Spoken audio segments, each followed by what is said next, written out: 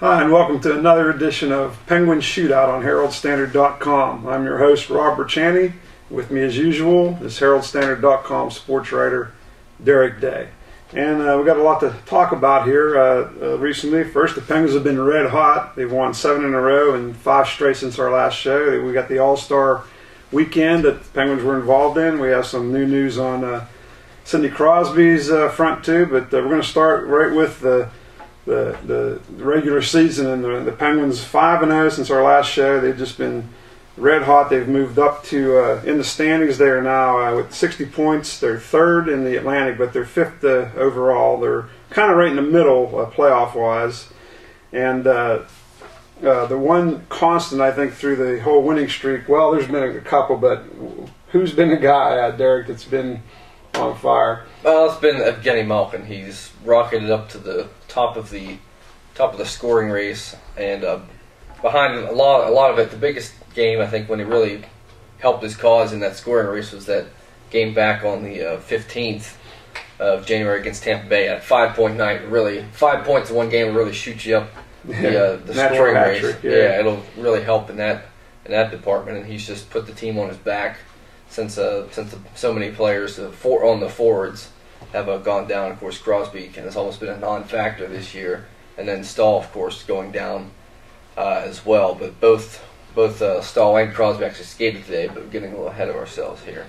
But yeah, along with James Neal, he's finally becoming the player that everyone hoped he was back in March of this previous trade deadline, thinking, oh, he's that scoring winger we've needed all this time. Well, he's showing it now. Yeah, and Neal and Malkin, when you look at the stats in the winning streak, Malkin's had 9 goals, 4 assists, 13 points. He's a plus 11 during the winning streak, and including 1 goal in overtime. And not even counting 2 shootout goals. And Neal in that same span, he's had 6 goals, 5 assists, 11 points. And you look at each game, they beat the Hurricanes 2-1 in a shootout. I think it was Malkin and Neal both had shootout goals, and Neal had the winner there. So. And Malkin had a regular goal. Then they beat the Rangers 4-1. It was a very good game against the leader. That's probably their best game in the streak, don't you think? Yeah, I mean, it really says something when you go up against the top team in the league. At least at that time, the Rangers were the best point-wise in the league, and the Penguins were up to the task. And in Madison Square Garden. Yeah, and on one of the bigger stages in the league is that famous arena and all. It was just they're living up to the expectations that they'd set all year during that game, and of course, I mean, even despite the fact of missing so many players. So it's just hopefully an omen of the things that come later on in the year, and of course with all those players out, it can cause some disruption in the way they were playing heading into the streak. They, of course, at the taping of our last show, they won 2 in a row after losing 6 in a row. So we wondered, well, was that little mini win streak an aberration, or hopefully kind of rounding back into form? Well, luckily in this case, they were just coming back, snapping out of that funk, and now they've won 7 straight. Just hopefully they can continue that. And that Ranger game to me was the key one, because to win on the road like that, that's what really told me that they're legitimately back on track. And that game was 2-1, and back to Malkin, he scored the last 2 goals in that game to make it 4-1. And then just to cap the rest of the streak, they beat the Canadians in a tough game. It was 4-4, went to a shootout, and Malkin had the game time goal with 2:43 left to force the shootout, and then he had the shootout goal that won it for him. So again, and then the Capitals. Malkin had an overtime goal to win that game 4-3, and then finally Malkin doesn't score. They played the Blues, another game that went to a shootout. This is interesting to shootout too. The Penguins they had 3 shootouts in 4 days back in November, and then they went 29 consecutive games without a shootout, and then they had 3 more shootouts in 5 days. I don't understand. It's just like remarkable how that works sometimes. But back to the Blues game. I think the guy in that game that won that single-handedly was our goaltender, don't you think? Yeah, I mean, Marc-Andre Fleury was showing he was in prime form, and just showing why that he's should be considered one of the top goaltenders in the league. And as they always say your best penalty killer has to be your goaltender as the last line of defense and all. It obviously helps a lot when you have good a good good unit of players out in front of you, but ultimately everybody looks at the goalie as, oh, why didn't you stop that? I mean, whether or not it's his fault or not, he's almost like the quarterback in football. He'll take, or maybe more like offensive line would be a better comparison. That they don't get credit in the win, but they take all the blame in the loss. Yeah, if there's a sack, they always know who gave up the sack, but they never give anybody credit for keeping the guy out. Well, he made 34 saves in that game. That's what capped the streak. And Kunitz had the game-winning shootout goal in that one.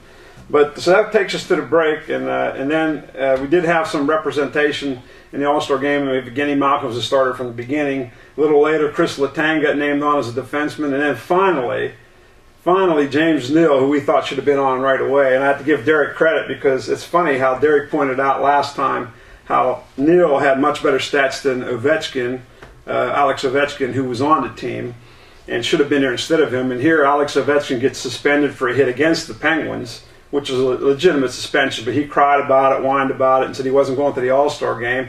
And here the guy Derek was comparing him to that should have been there, that's who got named, James Neal.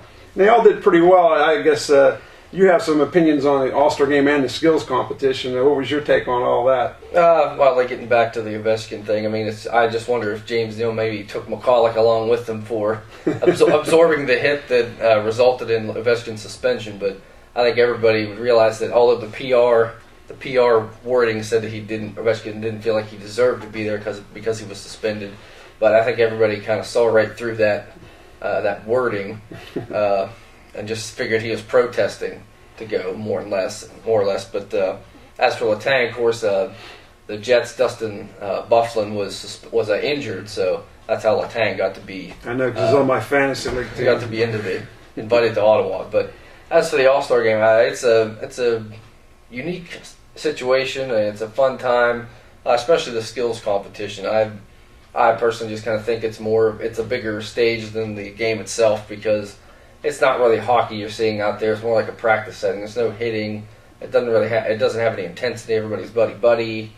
I mean, which is fine for an All-Star game if you want to put on a show. But as far as something where it's something you don't see all the time. It's a skills competition with the hardest shot, the breakaway challenge, which amounts to the dunk contest in basketball, and you get to see some pretty creative things. I know you and me actually watched it in here in the office, and saw some pretty wild stuff here between Corey Perry pulling out this miniature stick or something in the middle of a move, and then shoving it into the net.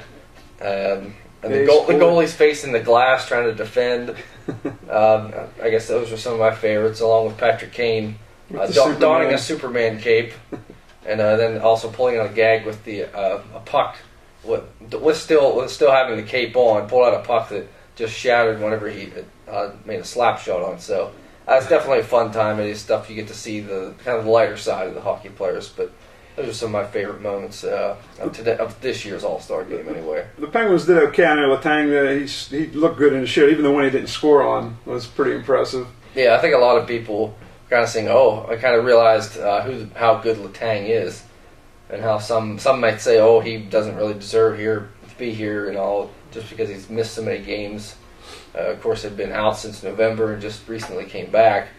But I think between his strong showing in the speed skating competition as well as the breakaway challenge or the elimination shootout and all that. I guess that's what he was in, elimination shootout, which amounts to a game of lightning, so to speak, with in terms of hockey, where they just have to score on the goalie to continue and go back through the line. But yeah, he had some great moves, and I think a lot of people outside of Pittsburgh might have realized just how good he is.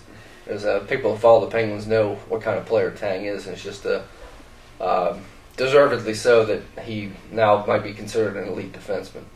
Then in the All-Star game itself, the Penguins each did get a point. Neal and Letang had assists, and Malkin had the second goal of the game, and I think he had an assist too, right? Yeah, Gino had a goal and an assist. So and what was, I can't remember, what was the final score? 12-9. Like 27-16, or yeah, that's right, 12-9. But like I said, there's not much defense. The goalies just kind of put up they kind of act out there, not quietly as openly as in the skills competition, but you're not gonna see any top-notch defensive efforts out there in an All-Star game. I'll say this: the NHL All-Star game was better than the Pro Bowl, because I don't know if any of you saw the Pro Bowl, but they weren't even playing. I watched a little bit at the beginning, and then I just quit watching because they weren't even blocking each other. It was at least the NHL, they're trying to play, they're trying to score. Yeah, Marian Gaborik actually was the MVP. That's right. Yeah, got a hat trick and an assist.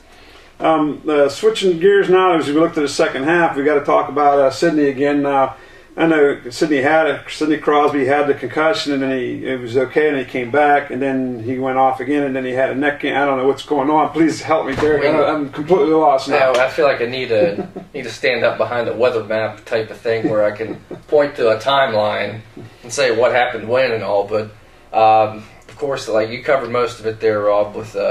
But the latest is over the All-Star break, he went to Los Angeles, saw yet another doctor, Dr. Bray in Los Angeles. He's a neurological spine specialist. Now, he is saying... I wanted to be one of those. Okay. Too many books cost too much. Yeah. But he diagnosed Crosby with a spinal injury, and some reports are saying that he had injuries to a C1 and C2 vertebrae. But those wounds were injuries were fully healed. But he also diagnosed Crosby with a second concussion.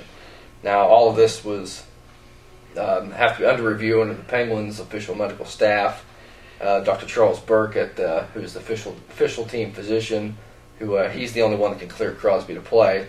But like I said earlier, Crosby skated today, as did Jordan Staal and Simon Dupre, before practice. So it's a good sign they're out there skating.